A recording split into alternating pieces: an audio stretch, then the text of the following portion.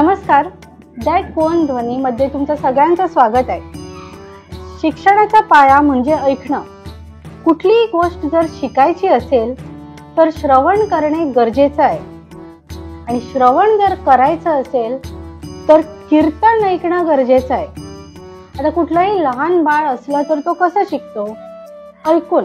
जे काही कानावर पडतं ते तो रिपीट करतो. आधी श्लोक, रामायण, महाभारत ह्या कथेने आम्हाला बोध शिकवले, पण आत्ताच्या जेनझी जनरेशनला फॅक्ट्स अँड फिगर्स पाहिजे. कीर्तन म्हटलं की त्यांना कंटाळा येतो, कारण कीर्तन म्हणजे काय हेच त्यांना कळेना. कीर्तनाकडे जेनझी पिढीला आकर्षित करण्यासाठी आज आमच्या सोबत तरुण आणि प्रभावी कीर्तनकार श्री मोहक बुवा रायकर डोंबिवली आमच्या सोबत आहे. नमस्कार. नमस्कार. दॅट गोवन ध्वनीतर्फे मी तुमचं स्वागत करते. पहिला प्रश्न माझा असा आहे की नेमक्या शब्दात तुम्ही कीर्तन म्हणजे काय हे आमच्या श्रोत्यांना सांगू शकतात? कसं आहे, आपल्याला भारताला संतांची परंपरा फार मोठी आहे. आपण आतापर्यंत अशी कोणतीही गोष्ट ऐकलेली नाही की संत बाकीच्या देशांमध्ये झाले. तर भारतात आणि त्यातल्या त्यात महाराष्ट्र या एकूण सगळ्या राज्यांमध्ये आपण जर सीमेचा आणि भूमीचा विचार केला तर संतांची परंपरा ही भारतामध्ये आहे, आणि संतांनी कीर्तन परंपरा ही जास्तीत जास्त प्रमाणामध्ये ती सुरू केली. ह्याचे जे नायक आहेत, ज्यापासून कीर्तन म्हटलं जातं, तर आपल्याकडे अनेक पद्धती आहेत, पठड्या आहेत कीर्तनाच्या. त्यातली जी नारदीय कीर्तन पद्धत आहे की ती आपल्याला नावातच समजते, देवर्षी नारद महाराज. तर देवर्षी नारद महाराजांच्या परंपरेनं चाललेली ही नारदीय कीर्तन सेवा, आणि हीच कीर्तन सेवा पुढच्या अनेक संत सत्पुरुषांनी आणली महाराष्ट्रामध्ये, भारतामध्ये. तर संतांचा जो उद्देश होता कीर्तनाबद्दलचा, तो उद्देश जे लोक भक्ती मार्गाकडे वळलेले नाहीयेत, की बाबा भक्ती काय हे माहिती नाहीये, त्यांना या कीर्तनाकडे वळण्याकरता, आणि दुसरी गोष्ट ज्यांना परमार्थ कसा करायचा हे माहिती आहे की बाबा भक्ती म्हणजे काय, परमार्थ केला तर आपल्या जीवनामध्ये कोणते बदल होतात, हे ज्यांचं ज्ञान ज्यांना आहे त्यांना हे सगळ्यात सोपं आहे. पण ज्यांना अज्ञानी आहेत त्यांना हे कीर्तन क्षेत्राकडे वळवणं फार अत्यंत गरजेचं आहे. त्यामुळे त्यांच्याकरता मी एकच सांगेन की भगवंताची भक्ती करण्याचं एक सुलभ साधन ते म्हणजे कीर्तन. तुम्ही कीर्तनाकडे आकर्षित कसे झालात? माझं गाव आहे महाराष्ट्रामध्ये रत्नागिरी जिल्ह्यात आणि राजापूर तालुक्यात नाटे नाव. जसं आपल्या इकडे गोव्यामध्ये चिंबल असा एक भाग आहे, त्या पद्धतीनं रत्नागिरी जिल्ह्यामध्ये नाटे म्हणून 50 किलोमीटरवरती गाव आहे. जसे 8-8, 10-10 दिवसाचे उत्सव प्रत्येक गावामध्ये होतात. दत्ताचा उत्सव आहे, कृष्णाचा उत्सव आहे, तसं आमच्या गावामध्ये शंकरांचं मंदिर आहे, भगवान शंकर, नाटेश्वर, नाटेगाव म्हणून नाटेश्वर असं नाव आहे. तर तिथे कार्तिकी उत्सव, त्रिपुरी पौर्णिमेचा उत्सव छान 6-7 दिवस साजरा होतो, आणि साधारणतः लहानपण असतं कोणाचंही ते मस्तीत जातं. पहिला जो वयोगट आहे 15व्या वर्षापर्यंतचा, इतकी मस्ती असते माणसामध्ये, मुलामध्ये, की स्थिर कसा तो बसणार. तर कीर्तनकार बुवा बघितले उत्सवानिमित्त कीर्तन करणारे की भीती वाटायची. कीर्तनकार म्हणजे आपल्याकडे एक साधारण पद्धत आहे की थोडे दिसायला जाडे, उंच, फेटा, त्यांनी नेसलेलं धोतर, शेला, उपरणं, आणि ह्या विविध ज्या गोष्टी त्यांनी नेसलेल्या आहेत त्या आकर्षित लहानपणी करतात पटकन.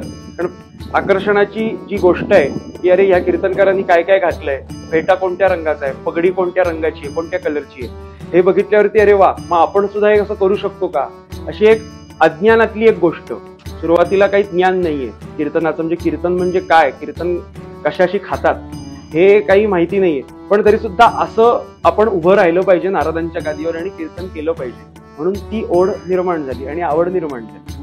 मग ती आवड तुम्ही तुमच्या त्या व्यवसायात कशी निर्माण केली?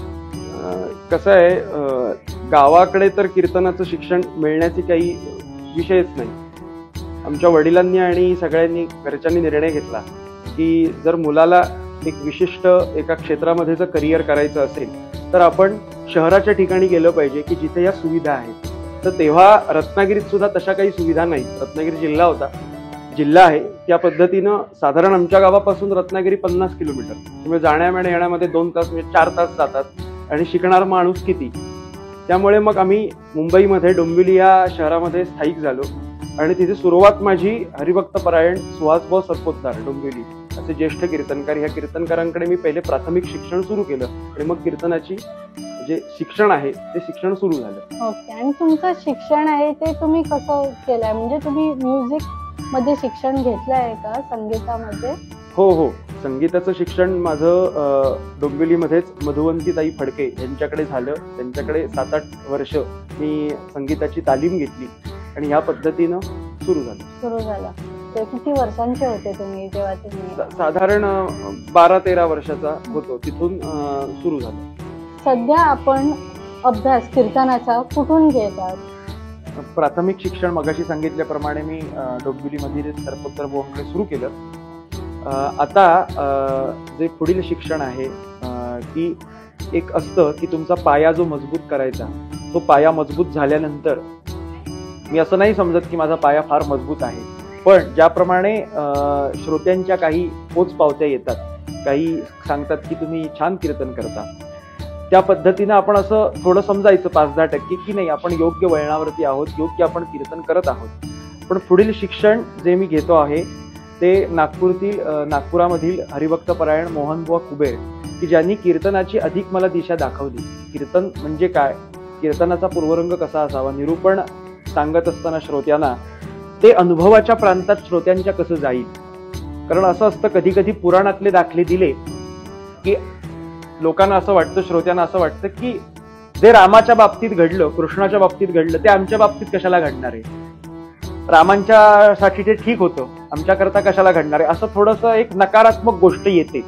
तर ती नकारात्मक गोष्ट येता उपयोगाची नाही. त्याकरता कसं निरूपण करावं, निरूपणाची बांधणी ज्याला म्हणतात, कशी करावी, हे मला कुबेरबुवांनी शिकवलं. या पद्धतीनं त्यांच्याकडे पुढील अभ्यास माझा सुरू आहे. तुमच्यासाठी कीर्तनाचा वैयक्तिक आणि आध्यात्मिक अर्थ काय आहे? असं आहे, संत सत्पुरुषांनी जो आपल्याकडे अर्थ ठेवलेला आहे त्याच अर्थावरती आपण पाऊल ठेवून पुढे जाणं हाच सगळ्यात महत्वाचा विषय आहे. संत सत्पुरुषांनी अर्थ काय ठेवला आहे या कीर्तनामध्ये, की भगवंताची भक्ती पोचलेली ज्या ज्या भागांमध्ये नाहीये, ज्या ज्या शहरांमध्ये, ज्या ज्या नागरिकांपर्यंत, श्रोत्यांपर्यंत कीर्तनाचा अर्थ किंवा कीर्तन भक्ती पोचलेली नाहीये, अशा ठिकाणी आपण कीर्तन सेवा करून की जेणेकरून त्याचा प्रचार प्रसार योग्य प्रमाणामध्ये होईल. हा पहिला एक साधारणतः प्राथमिक अर्थ आहे. आणि दुसरा अर्थ असा की कीर्तन जगता आलं पाहिजे. एक काही ठिकाणी कीर्तन ऍज अ प्रोग्राम म्हणून बघितलं जातं, इव्हेंट. जसं आपण थिएटरमध्ये पिक्चर बघायला जातो, मूव्ही बघायला जातो, ह्या पद्धतीनं साधारण बघितलं गेलं जातं. तर कीर्तन हा प्रोग्राम नाहीये, मनोरंजनाचं ठिकाणं बरीच आहेत आपल्या देशामध्ये, पण मनोमंथनाचं जे ठिकाण आहे ते कीर्तन आहे. त्यामुळे हाच एक अर्थ आहे की कीर्तनातून जास्तीत जास्त लोक जोडली जावीत आणि स्वतःही काही भक्ती मार्गाचा ते प्रचार करतील आणि लोकांपर्यंतही पोहोचतील. मनोरंजन आणि मनोमंथन हे तुम्ही 2 शब्द वापरलात, म्हणजे यातला फरक काय आहे? मनोरंजन, रंजन करणारे आपण बघितले बाहेर गोष्टी तर बऱ्याच आहेत.